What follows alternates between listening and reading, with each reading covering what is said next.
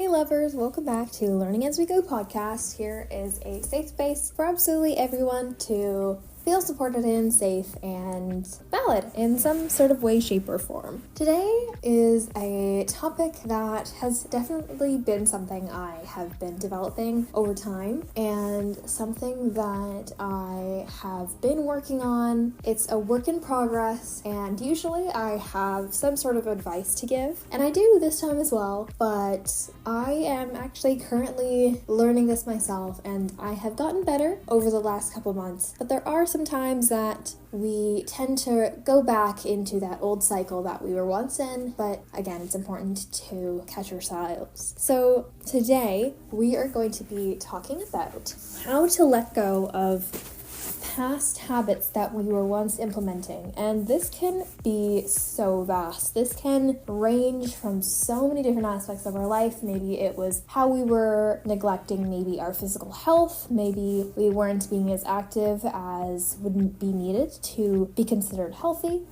What is usually recommended for an average 25-year-old-ish in America is around 30 minutes of daily exercise, but this can obviously vary from person to person and who you are as an individual and what floats your boat. Maybe it is something about developing in your career. Maybe you wanted to put in a certain amount of effort and are falling back into that procrastination part of yourself. Maybe that was something that was really prevalent and you're falling back into that pattern that you were following and maybe wanted to stray away from.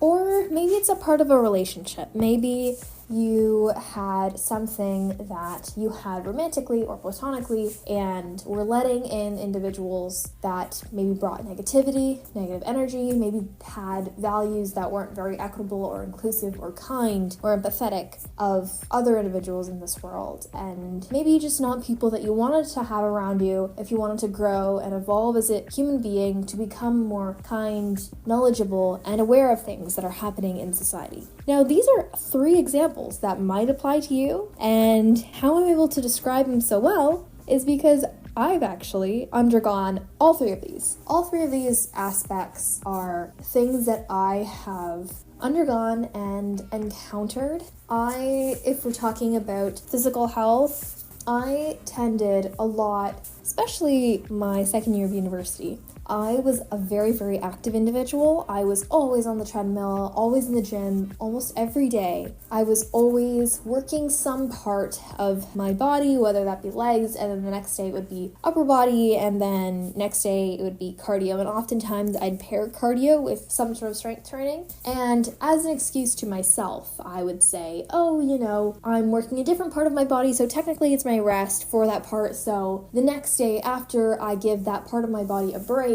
I will be able to get back into it, even though I had not given my entire body a break from the gym.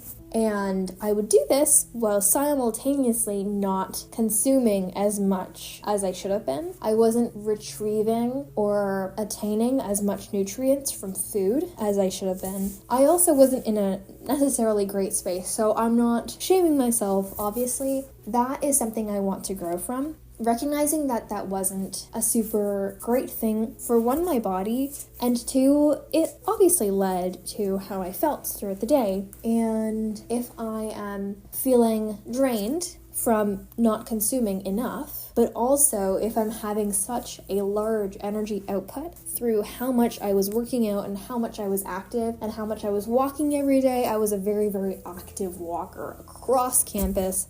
I refused to use the bus at times sometimes. If I could walk there, I would walk there. I really liked it. I really liked listening to my music and just having a little bit of time to kind of be active, which is great. But if that wasn't paired with enough energy input, that's not a great balance. And balance is really, really important. Sometimes it's impossible to achieve a complete 50-50. Sometimes we are going to have a little bit more on one side than the other, and that's completely fine. That is okay. It is normal. However, if the scale is very, very much lenient to one side and you're not fueling your body that then carries out all of these lovely tasks, that's not super great. So if you're someone that's going through a similar situation, if you're someone that is going through a phase in your life where maybe, you're very, very active, but you're not regaining that energy throughout the day through food and proper rest and mindfulness with some solo time. I've talked about this before and how solo time and time to yourself is really, really important. But if you're not regaining that energy through these various different aspects and you're having a lot of energy output, that is something that's not very considerate of your body, and it's quite neglectful. So if you're in that state, I want you to know that this is not at all shaming you for doing that. Sometimes we'll go through things in our life that make some things seem very, very hard. And if you're that individual, I see you, and just know that it will get better. Things do lighten up and things do pick up, and it will be better, I promise. It will.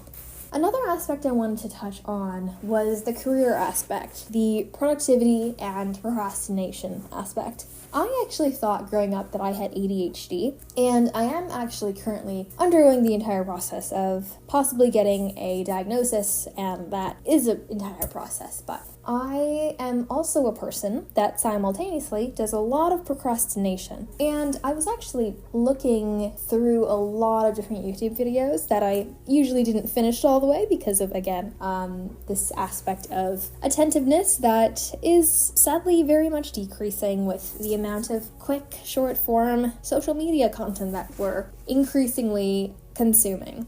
But I was a person that would push off even the smallest of tasks, and even if that was something I knew had to be done, I would push it off and push it off and push it off until the very, very, very last minute, and sometimes I would have to rely on the kindness and empathy of others. I knew that other people knew that I was not doing well, and sometimes I would use that and ask for extensions on assignments that I had not finished, or things that I was responsible for but hadn't completed. And again, I'm not shaming myself at all. It wasn't a great space that I was in, but I was an active procrastinator. And if this is you, again, I'd like to say that I see you and know that you are not alone. A lot of people, especially students, a lot of people struggle with this. And typically, procrastination isn't laziness. It's typically aligned with our emotions and our inability to regulate our own emotions.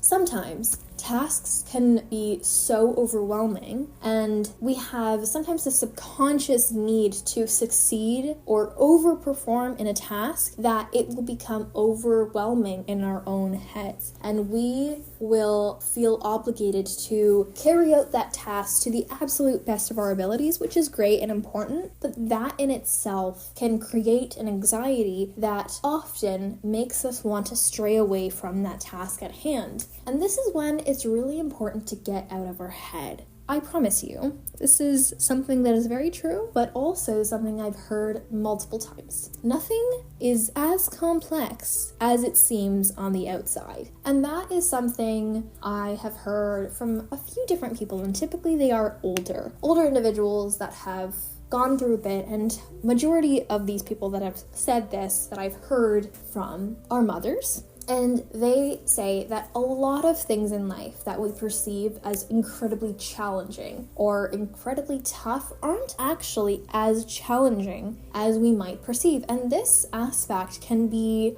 portrayed in many, many different themes in society. One of them, for example, is men talking about finance. And this is a topic that is spoken about by a lot of individuals that promote finance and economics and being financially independent amongst women. One of the books I'm reading currently is Feminist by Tori Dunlap, and I absolutely love her. And one of the things she preaches a lot is that a lot of finances are often gate-kept from women, since a lot of the financial community explains a lot of terms with unnecessarily large language and complex language that it almost scares away a lot of people. And when you actually get into these financial aspects, you'll realize they're not actually as complex as they seem. But with all of, especially podcasts among majority of male populations, you'll see that, particularly in the financial realm, a lot of aspects and topics in economics will be described and termed and defined with unnecessarily complex language that often pushes away, sometimes even men themselves, but a lot of individuals from this, rather than creating an accessible space for many different individuals that may not have a more complex terminology to access a more financially free life. And this is important to realize because it often makes us undermine our own abilities. It can make us feel insecure or inadequate or insufficient in some way, when I promise you that is not the case. Another thing I have heard from multiple individuals that preach financial independence, but also confidence amongst minority groups, women, etc., is that sometimes people are not smarter, they are just louder and taking up more space. And this is more common than you might think. Of course, if you're in a university lecture, for example, the professor very highly likely knows more about the subject than you do. But oftentimes, especially in social gatherings or social settings, you may not be as insufficient or inadequately informed of a topic as we often convince ourselves that we are. Sometimes in social settings, typically this is amongst men, majority of the time, but not all the time, but majority of the time, it's certain individuals that take up a lot more space and are very loud and are very direct and confident and very sure of themselves when they're saying things. And that is great for them. But sometimes this can make other individuals feel like they don't know enough about a topic to use their own voice and add and contribute to the conversation. It's not true at all. This is not true at all. I've talked about this in a past episode, but everybody has a different perspective and ideas to contribute. But again, sometimes you are not inadequately informed on a topic. You are not invaluable in a conversation. Sometimes people are just louder and take up more space and are more comfortable voicing their opinion than others are.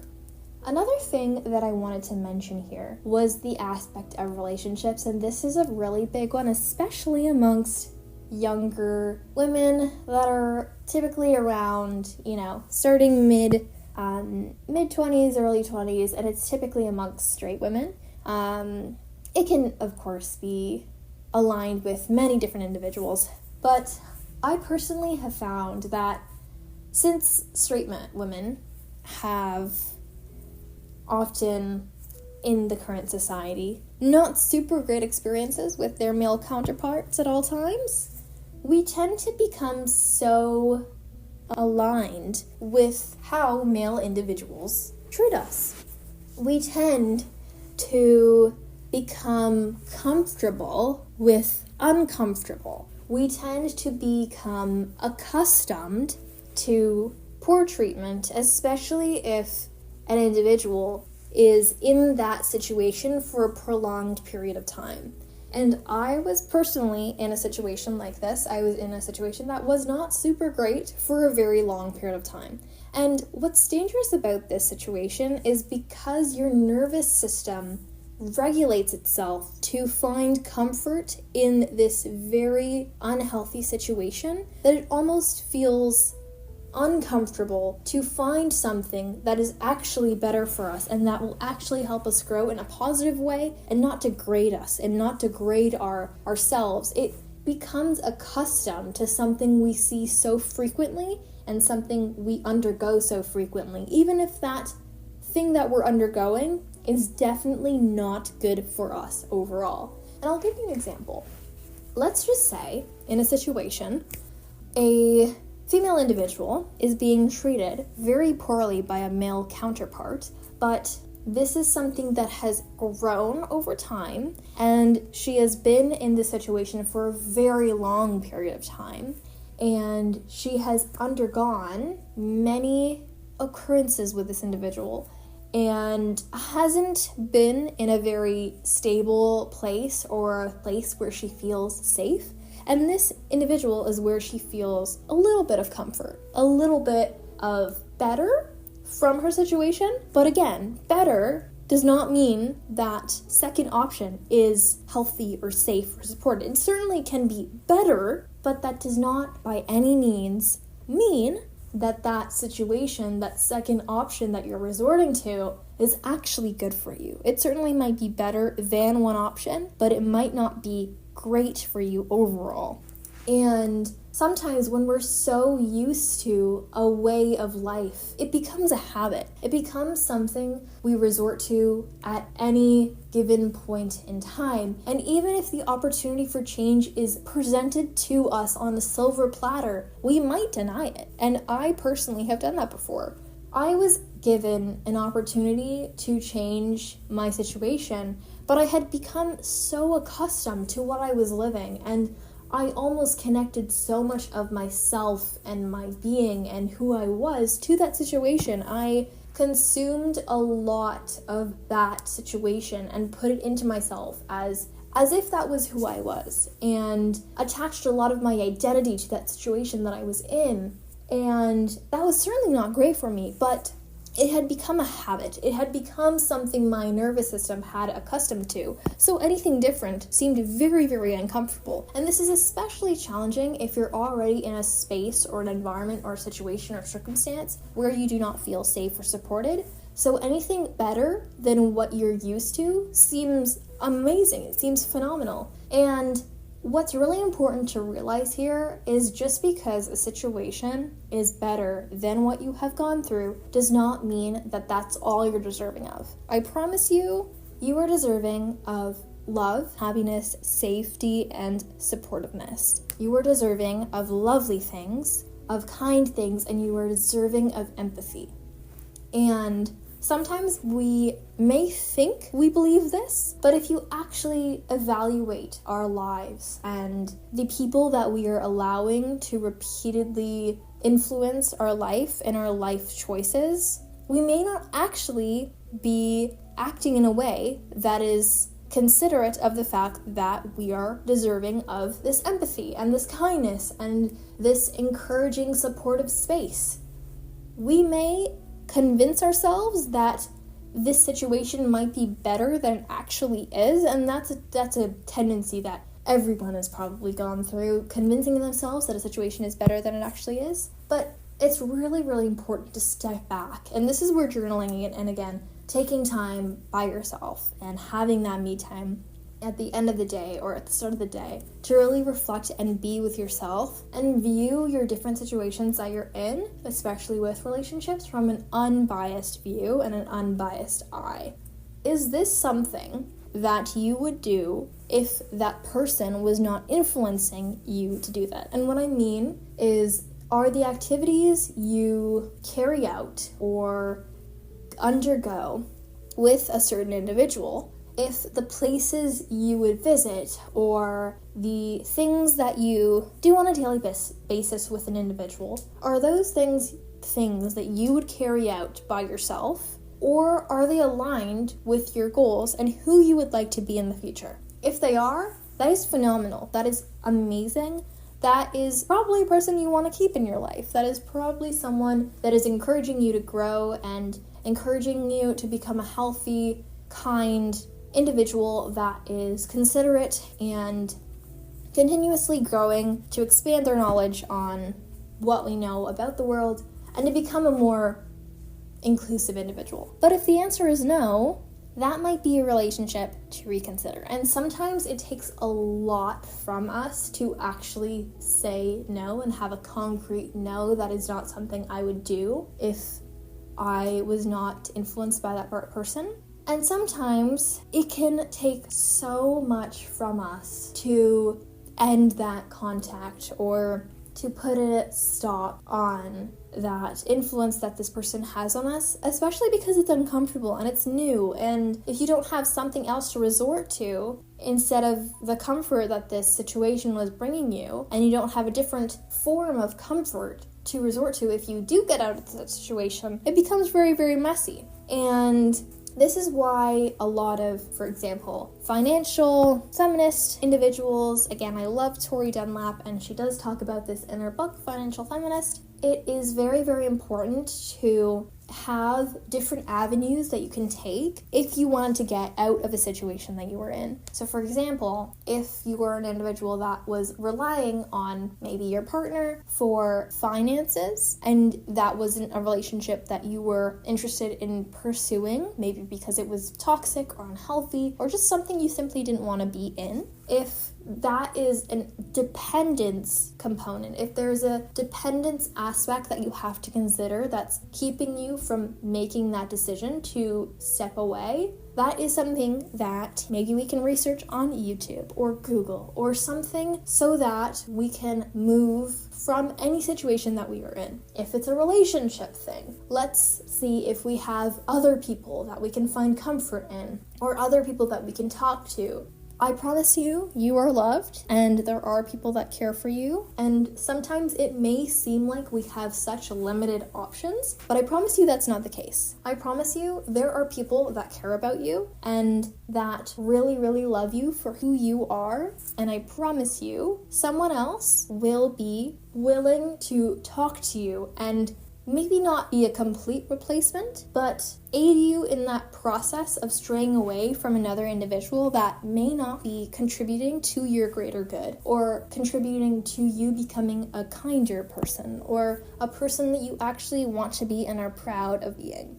Now, these topics were a little bit more on the heavier side. Sometimes these episodes are lighter, sometimes they're a little bit heavier, but again, we're learning as we go. And I am too. I am learning as I go. And I would like to end off today's session by giving you a little tip on what works for me when I am recycling through, holding back from going back to those same habits that I know are not good for me and make me feel not very great, particularly in the relationship aspect. Let's just say you just got out of something that is not super great and you take some time, maybe it's like a month, maybe it's a week, but maybe it's like many, many months. And you take some time and you're healing and you're like, okay, I'm doing great. And then you go somewhere and then you see them again and then now you feel miserable. And that is something that's very universal. I promise you, you're not alone. That has happened to me before. And something that has really, really worked for me is think about what you have thought when that person was very, very far away and you were on your own and you were on that healing part and you were no contact. Again, this is another thing I like to preach is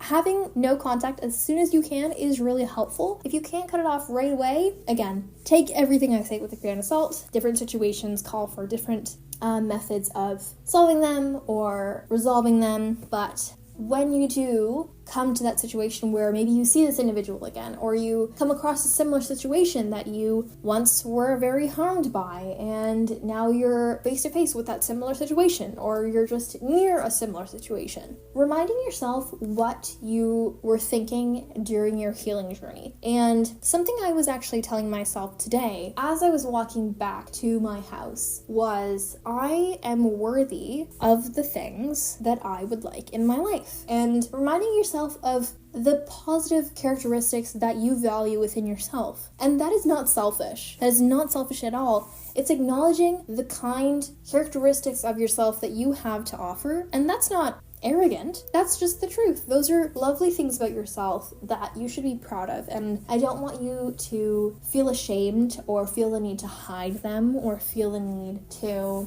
not express them or convey them. It's really, really important for us to have that sense of these are lovely things that I really admire about myself. So what I was telling myself is I am empathetic and I am kind and I am smart and I am very communicative and I am intellectual and I am passionate and driven and I deserve what I would like and I deserve to go for my goals and I am capable and I am driven and passionate and I care about equity. I care about things deeply and I do not want to put myself in a situation with other people that are not equitable and are not kind, I deserve a kind space. I deserve warmth. I deserve love. And if that is not something that can be provided, then I do not want to be in that situation. Even if there is a little part of me that was something that I would run to. Maybe this is a person that you were previously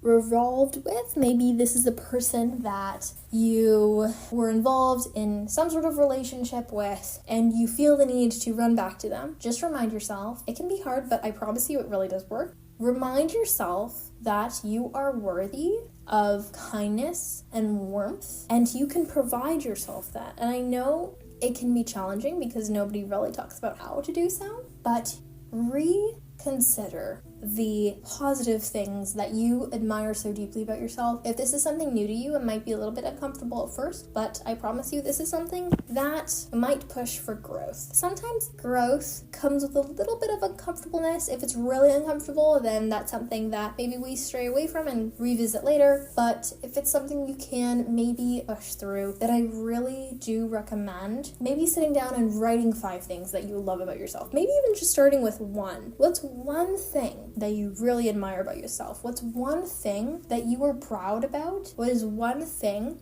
that you would describe yourself as to someone else? What is one characteristic about yourself that is positive, that you are proud of, that you would list in a About Me section of some sort of paper? What is one thing? And maybe if you're up for it, write 3, and maybe if you're feeling even more ambitious, write 5. But that's one activity I'd like to leave you with. But you are capable of anything, and I encourage you to do absolutely anything you would like to that makes you happy, as long as you're not hurting yourself or anyone else, because that is valid. You are allowed to do anything that makes you happy if you're not hurting yourself or anyone else. You are allowed to do anything if you align with just those 2 extra things. No hurting anyone. But that's it. Those are the only obligations that you have to follow. And you are allowed, and I encourage you to give yourself permission. Allow yourself to be let free of often these subconscious chains that we link ourselves up to and then link the other end to some sort of societal standard that is set by a patriarchal society. I encourage you to allow yourself to be free and take up space and be loud. If that makes you feel empowered, do what makes you feel empowered and most like you. And it can be hard, but we're learning as we go. And we'll talk about this more soon in another episode. I have a couple things that I want to get to eventually, but as always, you are loved, you are seen, you are safe, you are supported, and I will see you all in the next episode. Bye, lovers.